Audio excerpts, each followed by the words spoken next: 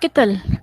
Revisaremos ahora las láminas para nuestra práctica de sangre y aparato cardiovascular, ¿no? ¿Cuáles son las láminas que vamos a ver? Primero, la de sangre periférica para apreciar los hematíes o glóbulos rojos, los leucocitos segmentados, neutrófilo, eosinófilo, basófilo.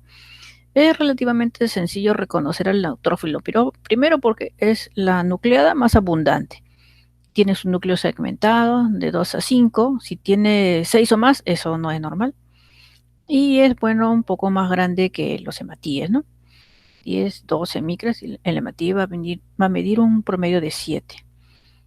El eosinófilo se caracteriza por los granos rojizos, eosinófilos que le dan nombre, su núcleo así en forma como de audífono, ¿no?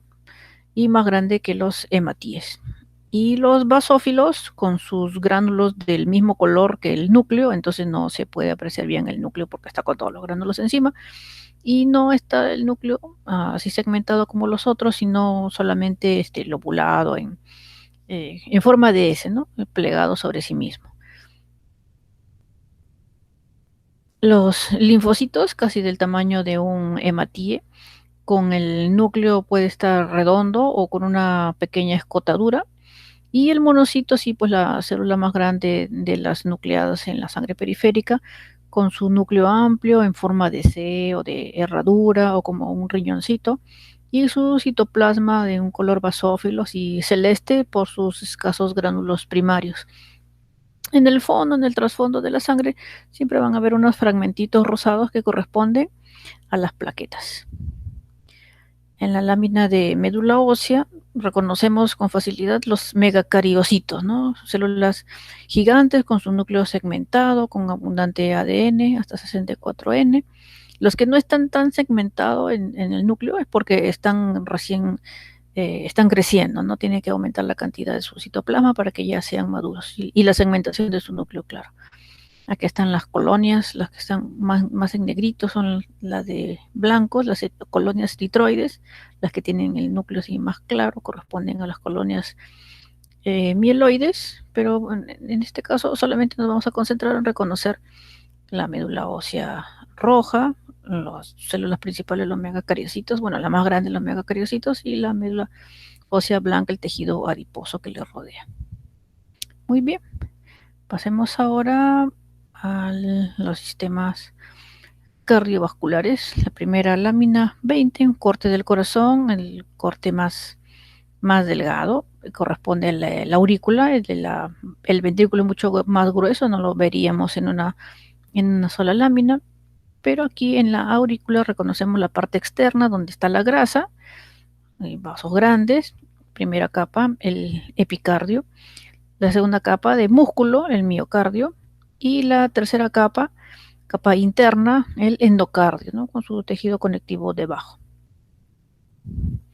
La lámina 105 es para ver las células fibras de Purkinje. Vamos a ver que por aquí está el endocardio, ¿no? Acá ven las células endoteliales.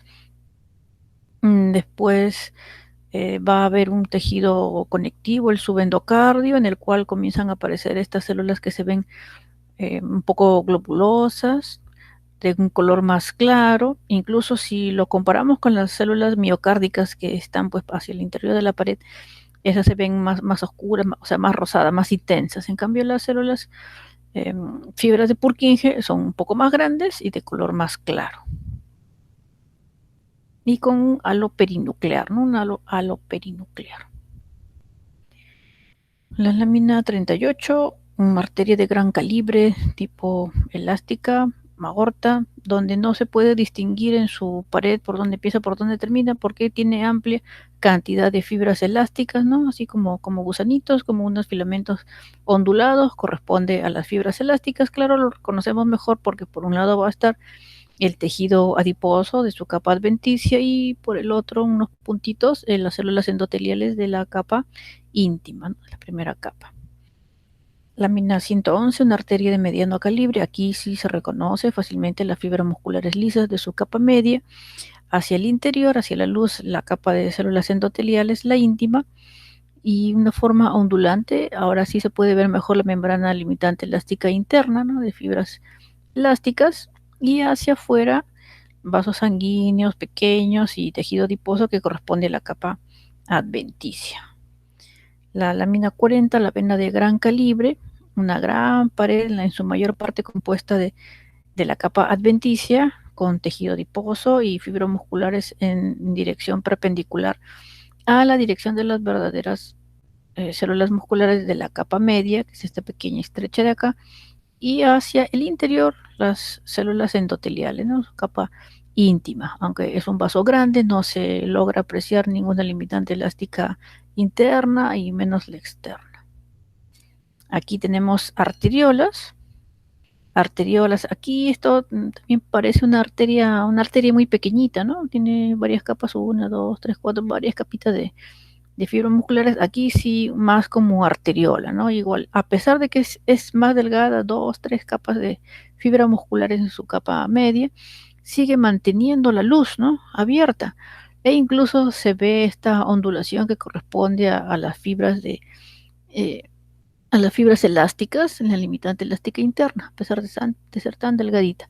En cambio, su correspondiente vaso del lado venoso tiene una luz como colapsada, ¿no? Y la pared más delgada.